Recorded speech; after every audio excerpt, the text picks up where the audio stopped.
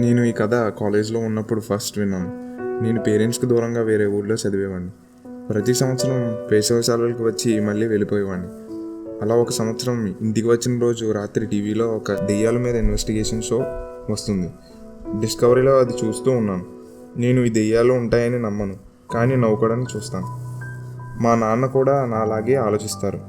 ఆ టైంలో మా నాన్న కిచెన్లో ఉన్నారు. నేను వెళ్ళి మా నాన్నని, మీరు దెయ్యాలు ఉన్నాయని నమ్ముతారా అని అడిగాను. అప్పుడు మా నాన్న, నమ్ముతాను, ఎందుకంటే నాకు ఒక దెయ్యంతో ఒక అనుభవం ఉంది.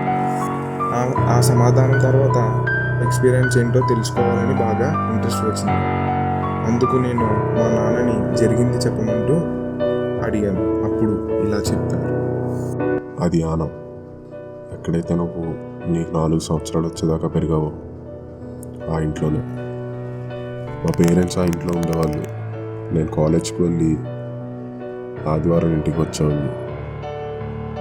ఒక ఆదివారం రోజు రాత్రి మేము ముగ్గురం భోజనం చేస్తుంటే నాకు ఆ రోజు బాగా గుర్తుంది. అప్పుడు ఎండాకాలం. మేము ఆ రోజు రాత్రి ముగ్గురం భోజనం చేస్తుంటే కిచెన్లో ఫోన్ మోగింది. మా అమ్మగారు వెళ్ళి ఫోన్ లిఫ్ట్ చేసి మాట్లాడుతున్నారు. ఆవిడ మాటల్లో భయం, బాధ స్పష్టంగా తెలుస్తున్నాయి. మా అమ్మగారు మా నాన్నని ఒకసారి కిచెన్లోకి రమ్మన్నారు. వాళ్ళిద్దరూ సైలెంట్గా మాట్లాడుకుంటున్నారు. చాలా కంగారుగా ఉన్నారు. వాళ్ళ గొంతు వణుకుతుంది. కొన్ని నిమిషాల తర్వాత వాళ్ళు కిచెన్ నుంచి బయటకు వచ్చి వెంటనే రెడీ అయ్యి బయటికి వెళ్తున్నారు. మా అమ్మ, మేము అర్జెంటుగా బయటికి వెళ్ళాలి, చిన్న పని వచ్చింది, ఫ్రిడ్జ్లో స్నాక్స్ ఉన్నాయి, ఆకలి వేస్తే అవి తిను, లేట్ అవ్వకుండానే మేము ఇంటికి వచ్చేస్తాం, డోర్స్ అన్నీ క్లోజ్ చేసుకో అని కంగారుగా చెప్పి వెళ్ళిపోయారు. నేను సోఫాలో కూర్చుని టీవీ చూస్తున్నాను. కొన్ని గంటల తర్వాత అప్పుడు టైం 11 అవుతుంది. నేను అప్పుడు నిద్రపోవడానికి నా బెడ్రూమ్కి వెళ్తుంటే నాకు ఒక వింత సౌండ్ వినిపించింది. ఒక నిమిషం సైలెంట్గా ఆ సౌండ్ ఎక్కడి నుంచి వస్తుందో విన్నాను. ఆ సౌండ్ మా బామ్మ ఉండే రూమ్ నుంచి వస్తుంది. 1 ఇయర్ నుంచి మా ఇంట్లో ఆమె లేరు. నాకు ఆ సౌండ్ వల్ల అస్సలు నిద్ర పట్టలేదు. అందుకు ఆ సౌండ్ ఎక్కడి నుంచి వస్తుందో తెలుసుకుందామని ఆ రూమ్ డోర్ ఓపెన్ చేసి లోపలికి వెళ్ళాను. లోపల చాలా వేడిగా ఉంది. అక్కడ ఒక కుర్చీ ఉంది. ఆ కుర్చీ ఊగుతుంది. ఆ కుర్చీ ఊగడం వల్ల సౌండ్ వస్తుంది. ఆ కుర్చీ ఊగితే గాలి వల్ల ఊగాలి. కానీ ఆ రూమ్లో ఫ్యాన్ కానీ ఏసీ కానీ ఆన్ చేసలేదు. కిటికీలు కూడా ఓపెన్ చేసలేవు. ఆ రూమ్కి వెంటిలేటర్స్ కూడా లేవు. ఆ గాలి ఎక్కడి నుంచి వస్తుందో తెలీదు. నేను వెళ్ళి నా చేతితో కుర్చీని పట్టుకున్నాను. సౌండ్ ఆగింది. అలాగే కుర్చీ కూడా ఊగడం ఆగింది.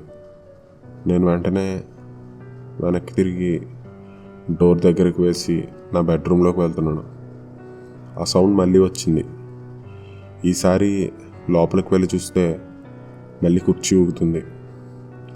నేను వెళ్ళి నా చేతితో కుర్చీని పట్టుకున్నాను. కుర్చీ ఊగడం ఆగింది. ఆ రూమ్ డోర్ క్లోజ్ చేసి నా బెడ్రూమ్ దాకా వస్తే మళ్ళీ ఆ సౌండ్ స్టార్ట్ అయింది. ఈసారి నన్ను ఎవరో పిలుస్తున్నట్టు అనిపించింది. కిచెన్లోకి చూస్తే అక్కడ మా బామ్మ నుంచుని నన్ను చూస్తూ ఉంది. అంతలో మా పేరెంట్స్ వచ్చి డోర్ కొట్టారు. నేను వెళ్ళి డోర్ ఓపెన్ చేశాను. మా అమ్మ ఏడుస్తుంది. మా నాన్న బాధతో ఉన్నారు. వాళ్ళు చెప్పిన విషయం ఇదే. ఇందాక మాకు ఫోన్ వచ్చినప్పుడు మీ బామ్మని హాస్పిటల్లో పెట్టారు.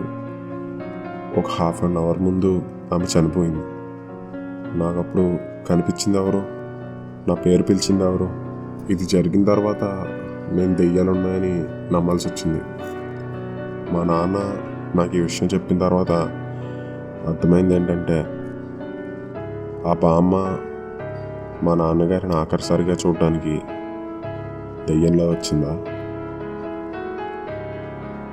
హాయ్ ఫ్రెండ్స్, నేను మీ తెలుగు హ్యాకర్. ఈ వీడియో మీకు నచ్చినట్టయితే లైక్ చేయండి. ఇలాంటి మరిన్ని వీడియోస్ కోసం సబ్స్క్రైబ్ చేయండి.